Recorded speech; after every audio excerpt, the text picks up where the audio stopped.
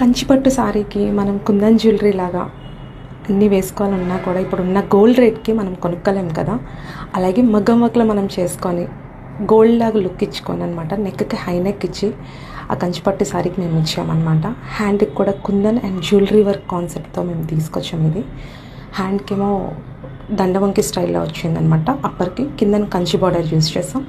నెక్కి మనం ఇంక ఏం వేసుకోలేకుండా సింపుల్ జ్యువెలరీ అనేది నెక్ పీస్ లాగా చోకర్ టైప్ ఇచ్చాము.